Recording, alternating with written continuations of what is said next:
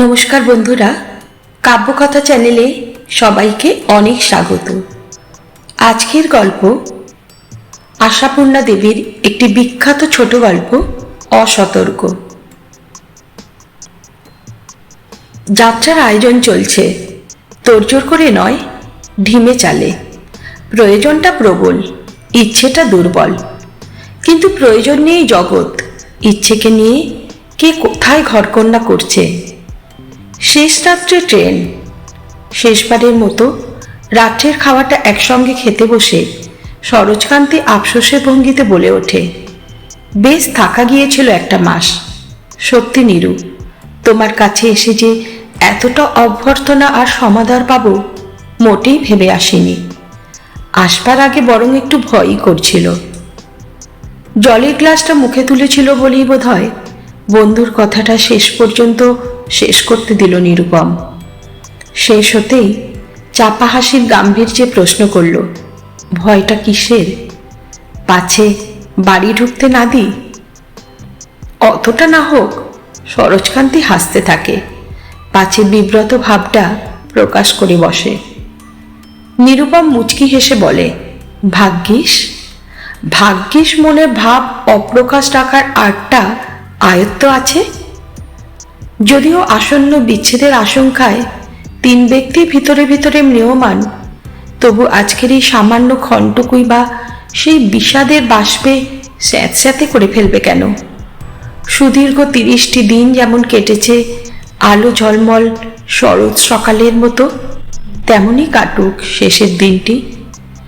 অক্ষয় হয়ে থাকুক এই আনন্দের স্মৃতি তিনজনের জীবনেই।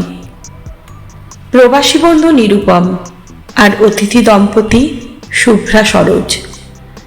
আনন্দ সৃষ্টি করতে পারাও একটা ক্ষমতা বৈকি, সেই ক্ষমতা সকলের থাকে না।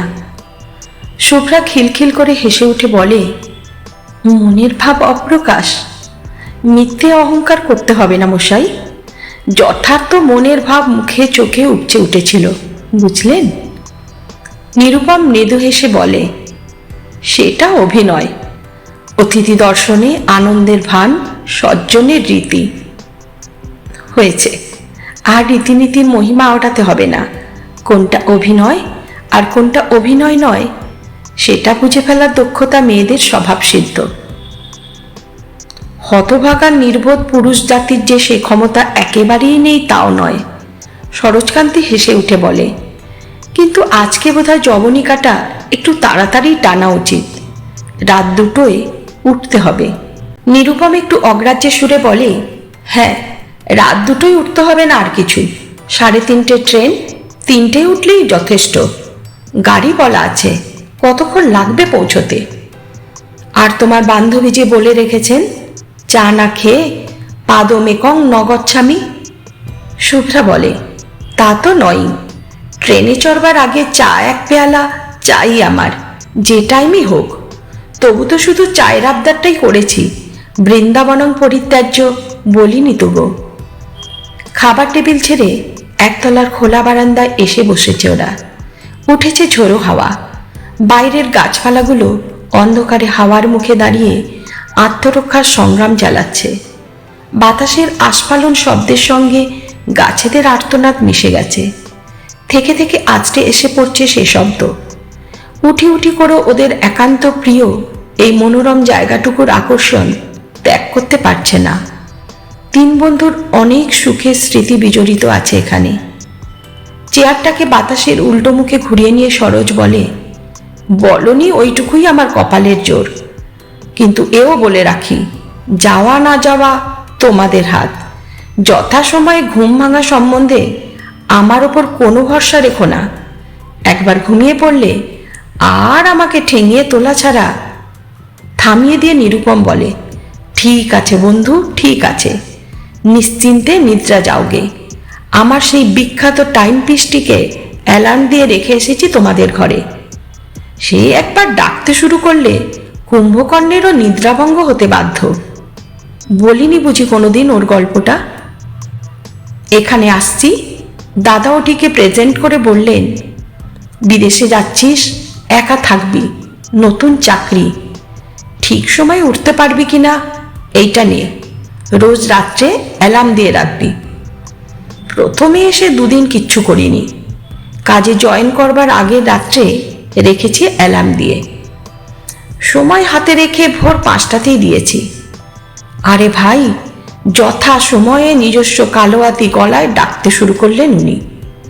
ডিসেম্বরের 5টা, সে একরকম রাতই, রীতিমতো অন্ধকার। হঠাৎ সেই অন্ধকারে বুক চিরে ঘড়ির শব্দ ছাপিয়ে আরও একটা বিকট শব্দ, ঠিক যেন একটা বন্য জন্তুর আর্তনাদ। আর সঙ্গে সঙ্গে অনুভব করলাম একটা বন্য জন্তুরই নিবিড় আলিঙ্গন। কি কষ্টে যে ছাড়িয়ে নিয়েছিলাম ঈশ্বরই জানেন। আলো জ্বালিয়ে দেখি নেকড়ে নয়, ভালুক নয়, শ্রীমান বুধন। সে নাকি সাইরেনের শব্দ শুনে বোমার আতঙ্কে ছুটে এসেছে আমাকে বুক দিয়ে রক্ষা করতে। হেসে উঠল তিনজনই। কেবল সরোজ সঙ্গে সঙ্গে গম্ভীর হয়ে বলে, আমরা হাসছি বটে, কিন্তু ভাবো তো কতখানি আন্তরিকতা, কতখানি বিশ্বস্ততা কি সহজভাবে মিশে থাকে ওদের মধ্যে। তখন তো মাত্র তোমার 3 পুরনো চাকর।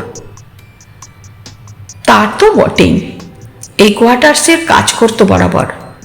যে ভদ্রলোক আমার আগে এখানে ছিলেন, তার নাকি নিতান্ত সুন্দর একটি বাচ্চা বেবি লোক ছিল। সেটিকে স্মরণ করে বসে বসে চোখের জল ফেলছিল। আমার সঙ্গে বেবি লোকের কোনো চিহ্ন না দেখে মনক্ষুণ্ণ হয়ে বললে, দিল নেহি লাগতা। বললাম, দেখিস বাবা, পরে বুঝবি আমিও তার চাইতে খুব বেশি মাতব্বর নই। সেই থেকে রয়েই গেল। সভ্য সমাজের ভালোবাসা আর অসভ্যদের ভালোবাসার অনেক তফাৎ নিরু, অনেক উঁচু দরের। শুভ্রা বিদ্রুপ হাসছে, বলে, থামো বাবু, এখন আর তোমার নীতিকথা আওড়াতে বসো না। প্রভুভক্ত কুকুরের নজির তো চিরদিনই আছে, তাই বলে কে আর সেই উঁচু দরে প্রেমকে নিয়ে কাব্য রচনা করেছে? ওদের ভালোবাসা সেই ক্লাসের। আমার মতে সেই ক্লাসটাই হচ্ছে ফার্স্ট ক্লাস। তোমার মত শুনলে মাঝে মাঝে ভিমড়ি যেতে হয় আমার। কিন্তু নিরুপম বাবু, আমি বলি কি, ঘড়িতে অ্যালার্ম দেবার শ্রম স্বীকার করার চাইতে এক ঘন্টা সময় এইভাবে গল্প করে কাটিয়ে দিলেই বা ক্ষতি কি? নিরুপম কিছু বলার আগেই সরোজ বলে ওঠে, যথেষ্ট ক্ষতি। তাহলে কালকে সারাদিন নিরু অফিসে বসে ঢুলবে, আর আমি ট্রেনে ঘুমিয়ে ঘুমিয়ে যথা সময়ে গাড়ি চেঞ্জ করতে ভুলব। ঘুম বন্ধ করে শুভ্রা উচ্ছল কণ্ঠে বলে, তোমার আর কি চিন্তা, শুধু ওই ঘুমের তালেই আছো। বেশ, যাও না তুমি, নিশ্চিন্ত সুখে ঘুমোগে। আমরাও পরমানন্দে আড্ডা দিই বসে। কি বলেন নিরুপম বাবু? প্রশ্ন শুনে নিরুপম যত না অস্বস্তি বোধ করে, বিস্মিত হয় তার চাইতে বেশি। এ আবার কি বেপরোয়া প্রস্তাব শুভ্রার! ঠিক এতটা উচ্ছ্বলিত ভাব ওর ব্যবহারে দেখেছে কি কোনো দিন? 3টি প্রাণীতে রাত্রির আহার পর্ব চুকিয়ে আড্ডা দিয়েছে বটে অনেক দিন, তাস খেলেছে, তর্ক করেছে, এমনকি গানও গেয়েছে মাঝে মাঝে। কিন্তু সেটা 3টি প্রাণীতে। বন্ধুকে বাদ দিয়ে বন্ধু পত্নীর সঙ্গে রসালাম, তাও এই নির্জন রাত্রে। রাত্রির গভীরতার দিকে তাকিয়ে বুকটা যেন থরথর করে ওঠে নিরুপমের। এত স্পর্ধা কি সে শুভ্রার? স্বামীর নিশ্চিন্ততার, না নিজের বিশ্বস্ততার? কিন্তু সরোজ নিজস্ব পরিহাসের হাওয়ায় উড়িয়ে দেয় সব সংকোচ। মৃদু হেসে বলে, তোমাদের আড্ডাটা পরমানন্দের হবে সন্দেহ নেই, কিন্তু আমার ঘুমটা কি ঠিক নিশ্চিন্ত সুখের হবে? তোমার কি মনে হয় নিরুপম? নিরুপমের হয়ে শুভ্রাই উত্তর দেয়, হিংসুটিদের নিশ্চিন্ত ঘুম কোনোদিনই হয় না। কিন্তু যাই বলো তুমি, কাঁচা ঘুমে উঠে সিল্কে শাড়ি জড়াতে বসার চেয়ে বসে সময় কাটিয়ে দেওয়াটা অনেক আরামের। হঠাৎ উঠে দাঁড়ায় সরোজ, নিতান্ত সহজভাবে বলে, ও তাহলে সত্যিই তুমি এখন জাগতে চাও? আমি ভাবছিলাম ঠাট্টা করছো বুঝি। আচ্ছা, তাহলে বসো তোমরা। Good night Nirupam. ক্ষণকালোর অপশ্রিয়মান মূর্তির দিকে বিমূঢ়ভাবে তাকিয়ে থেকে নিজেকে সামলে নিয়ে নিরুপম ত্রস্তভাবে বলে, দিলেন তো খেপিয়ে? কি হলো আপনার আজ? অমন বেপরোয়া ঠাট্টা করতে শুরু করলেন কেন? যান, এখন মান ভাঙান গিয়ে। সরোজে চলে যাবার সঙ্গে সঙ্গেই শুভ্রা একটু পাংশু হয়ে উঠেছিল বটে, কিন্তু নিরুপমের এই সাবধান বাণীতে উল্টো উৎপত্তি হলো। আরো বেপরোয়া জেদের ভঙ্গিতে বললে, ইস, মান ভাঙাতে দায় পড়েছে আমার। ঘুমোক নাও পড়ে পড়ে। আমাদের কালকের সেই কমিউনিজমের মূলতত্ত্ব সম্বন্ধে মুলতুবি তর্কটা শেষ করা যাক আজ। নিরুপম নিঃশব্দে চোখ তুলে ওর বিদ্যুৎ আলোকে উদ্ভাসিত মুখের দিকে তাকিয়ে দেখলে। কোনো ইজমেরই মূলতত্ত্ব সম্বন্ধে বুঝতে উদ্গ্রীব মুখ সে নয়। কেমন একটা উদ্ভ্রান্ত আস্তর ভাব। কোথায় যেন রয়েছে হঠাৎ জ্বলে ওঠা আগুনের আশঙ্কা। এই দীর্ঘ সাহচর্যের মাঝখানে বহু চকিত মুহূর্তে এ মুখে এমনই একটা অপরিচিত দীপ্তি ঝলসে উঠতে দেখেছে সে। কিন্তু আজকের মতো এত প্রখর, এত স্পষ্ট কি? এর দায়িত্ব নেওয়া কি সহজ? বিপদের মুখে দাঁড়িয়ে প্রত্যক্ষ বস্তুকে চোখ বুজে উড়িয়ে দেবার চেষ্টা করা ছাড়া আর কি করতে পারা যায়? তাই নিরুপম জোর করে হেসে বলে, শেষ বেলাটুকু আর তর্কের কচকচিতে নিরস করে তুলে লাভ কি? আর বলেই বুঝতে পারে অসাবধানে কি সর্বনেশে কথা বলে বসেছে সে। কথা শেষের সঙ্গেই নিরুপমের সমস্ত বুদ্ধিবৃত্তি অসাড় করে দিল একটা বিদ্যুৎ স্পর্শ। স্পর্শ আর স্বর। যে বিদ্যুৎ ঝিলিক মারছিল শুভ্রা সুরমা টানা চোখের তারায়, সেটা কি নেমে এসেছে ওর আঙুলের কটি ডগায়? নয়তো শুভ্রার হাতখানা যদি এসেই পড়ে থাকে নিরুপমের হাতের ওপর, এমন আত্মবিস্মৃত হচ্ছে কেন সে? ও কি বুঝতে চেষ্টা করছে এই স্পর্শ কার, এই স্বর শুভ্রার কিনা? ও কি বুঝতে পারছে না একবার উচ্চারিত কথা সহস্র বার উচ্চারিত হচ্ছে কেন? অবিরত কে বলে চলেছে নিরুপমের কানের কাছে, সময়কে সরস করে তোলবার ক্ষমতা তোমার আছে? সময়কে, সময়কে। বাতাসে উঠছে শুভ্রার হাতে শিল্প চাতুর্যে সমৃদ্ধ টেবিল ক্লথের কোণ। উঠছে পিছনের ঘরের দরজা জানলার পর্দাগুলো।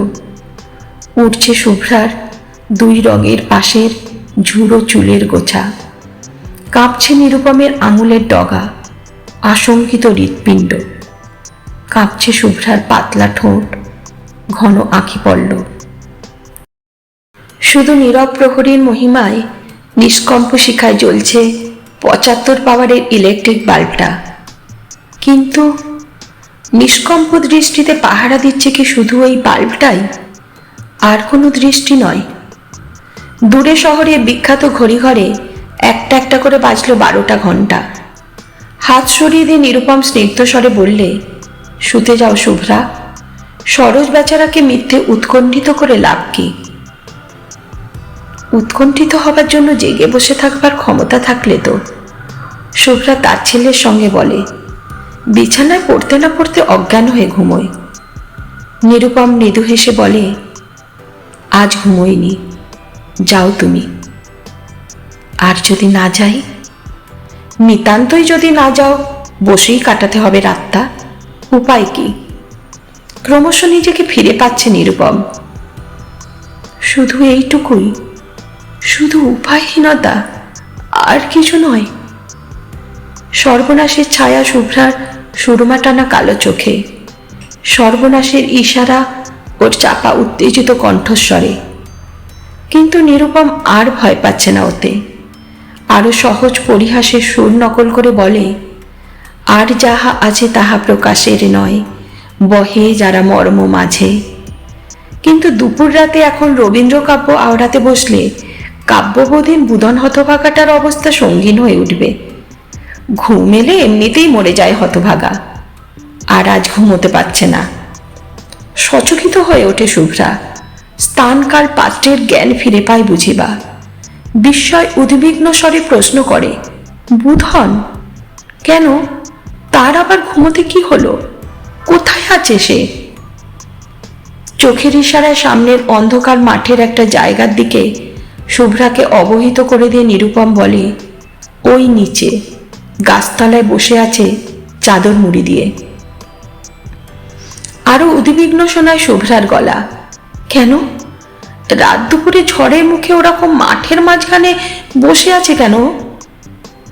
খুব সম্ভব আমাদের পাহারা দিতে ওই জায়গাটাই ওর দৃষ্টিক্ষেপণের পক্ষে সুবিধে বলে মনে করেছে।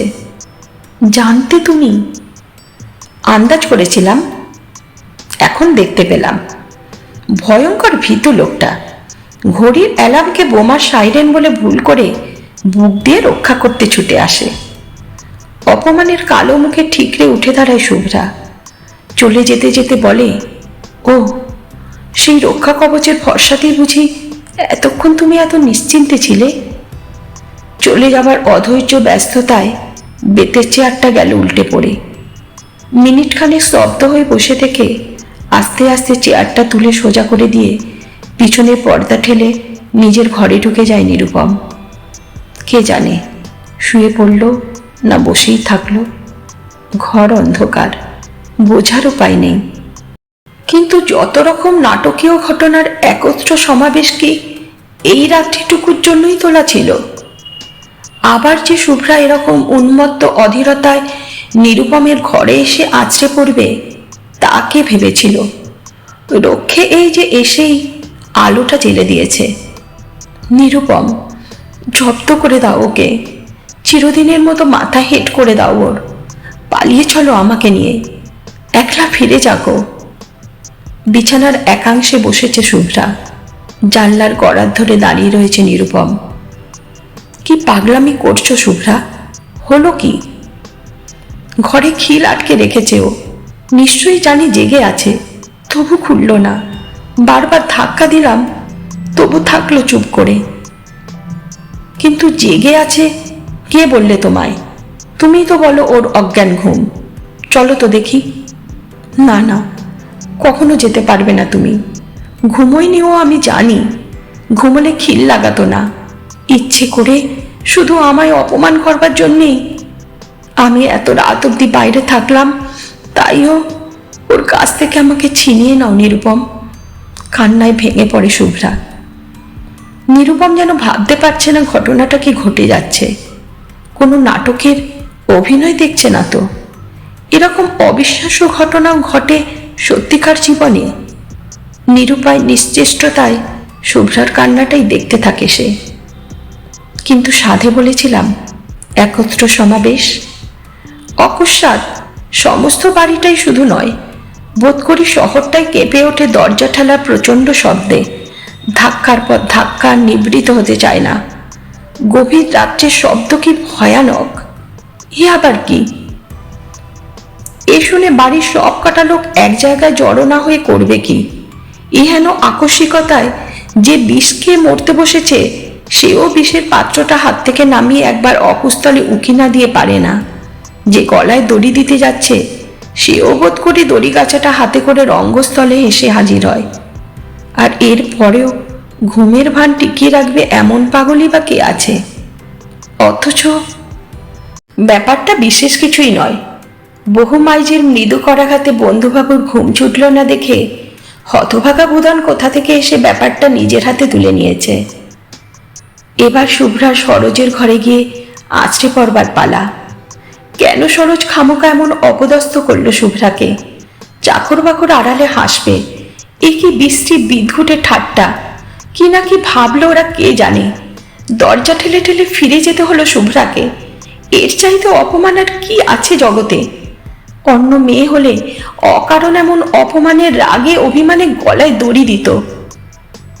শেষ কথাটারই শুধু উত্তর দেয় সরোজ, তুমিও দিলে না কি বলে, তাই ভেবেই তো অবাক হয়ে যাচ্ছি। অথচ এই অপমানও হজম করতে হয় শুভ্রাকে। সত্যি তো আর এখন দড়ি খুঁজে বেড়াবে না সে।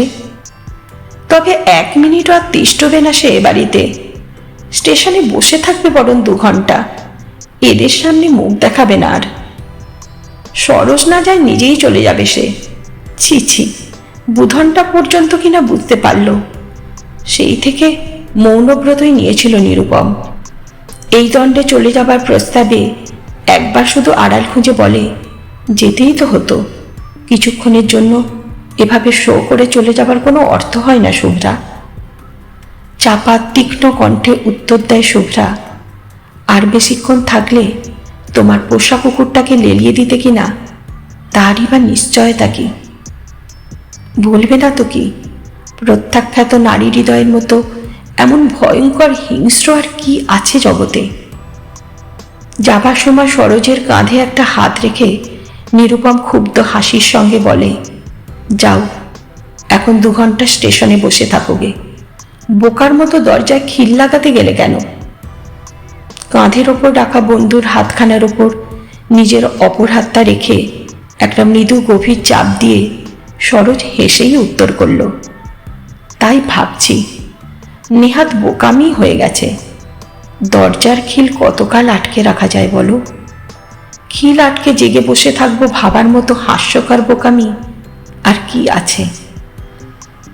ভাবশূন্য নিরেট মুখে ওদের প্রত্যেকটি মালপত্র সযত্নে গাড়িতে তুলে দিয়ে ট্রেন ছাড়া পর্যন্ত দেখে ফিরে এসেছে বুধন। হয়তো এতক্ষণে শুতেই গেল নিশ্চিন্ত হয়ে। বারান্দায় তেমনই পাতা রয়েছে বেটের টেবিল চেয়ারগুলো, তেমনই বাতাসে উঠছে টেবিল ক্লথের ফুল কাটা কোণ, উঠছে জানলা দরজার পর্দা। সারা রাত ধরেই ঝড় বইছে আজ। ভোর হয়ে আসছে, তবু আলোটা নিভিয়ে দেবার কথা মনে পড়েনি মনিব চাকর কারোরই। অনর্থক জ্বলেই যাচ্ছে সমান তেজে। বিছানায় পড়ে পড়ে কি ভাবছে নিরুপম কে জানে। বিকেল 5টায় যাবার কথা ছিল ওদের, নিরুপমই আটকে ছিল শেষ রাত্রের ট্রেনখানার অজস্র গুণকীর্তন করে করে। কিন্তু কোন সাহসেই বা করেছিল? অসংখ্য ভার পায়নি কি বিপদের সংকেত? আচ্ছা, সরোজও কি পায়নি? ঘড়ির অ্যালার্মকে বোমার সংকেত ভেবে আতঙ্কিত হওয়াটা যেমন হাস্যকর, তেমনি হাস্যকর নির্বুদ্ধিতা নয় কি সত্যিকার সাইরেন শুনেও অসতর্ক থাকা? অন্ধ আত্মবিশ্বাস, অর্থহীন উদারতা আর মূঢ় অসতর্কতায় প্রভেদ কতটুকু? আগের ট্রেনখানা ধরলে হয়তো বন্ধু আর বন্ধু পত্নীকে সসম্মান স্নেহে গাড়িতে তুলে দিয়ে আসবার সময়ে নিরুপম জানিয়ে রাখতে পারত পরবর্তী ছুটির জন্য স্বনির্বন্ধ নিমন্ত্রণ। ট্রেনের জানলা থেকে মুখ বাড়িয়ে শুভ্রা সরোজ দিত সহাস্য প্রতিশ্রুতি। কে খোঁজ করতে যেত কোন নির্জনতায়? চিরদিনের জন্য জেগে রইল এক অন্তহীন নিরুত্তর প্রশ্ন। কে জানে? চলন্ত ট্রেনের জানলায় মুখ রেখে আসন্ন ভোরের আকাশের দিকে চেয়ে চেয়ে সরোজ ওই একই কথা ভাবছে কিনা? কোনটা শ্রেয়, অন্তহীন নিরুত্তর প্রশ্ন না সন্দেহহীন নির্মম উত্তর? আজকের গল্পটা কেমন লাগলো কমেন্ট করে অবশ্যই জানিও। এরকম নতুন নতুন গল্প শুনতে চ্যানেলটি সাবস্ক্রাইব করে রাখার অনুরোধ রইল। সবাই ভালো থেকো এবং অবশ্যই সুস্থ থেকো। পরবর্তী দিনে আবারও চলে আসবো নতুন কোনো গল্প নিয়ে।